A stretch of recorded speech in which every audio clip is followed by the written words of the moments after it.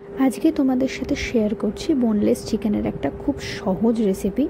তো প্রথমেই কড়াইয়ের মধ্যে তেল গরম করতে হবে, তার মধ্যে দিয়ে দিলাম এখানে পেঁয়াজ কিছুটা কুচোনো, এবং এটা ভালোভাবে ভাজতে হবে যতক্ষণ না এটা একটু ব্রাউনিশ কালার আনে।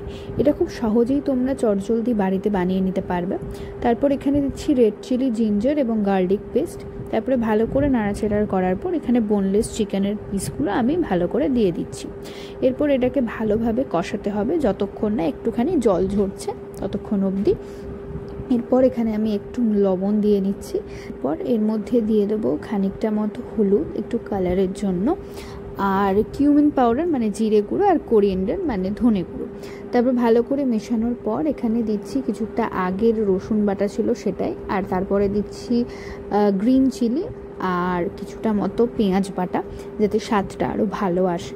তারপরে মোটামুটি ভালোভাবে কষাতে হবে যতক্ষণ না চিকেনের মধ্যে ভালোভাবে মশলাটা ঢুকে যাচ্ছে।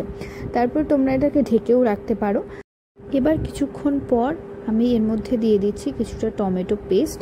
তারপর এটাকে ভালো করে নাড়াচাড়ার পর মোটামুটি আমি সেদ্ধ হতে দেবো এটাকে।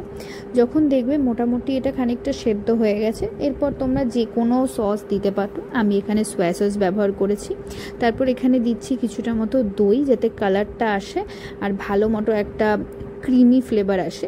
তোমরা এখানে ক্রিমেরও ব্যবহার করতে পারো। এরপর আমি গরম মশলা আর একটু কস্তুরি মেথি দিচ্ছি। তোমাদের বাড়িতে যদি অ্যাভেলেবেল না থাকে নর্মাল ধনে পাতাও দিতে পারো। গার্নিশের জন্য আমি এখানে ধনে পাতা দিচ্ছি।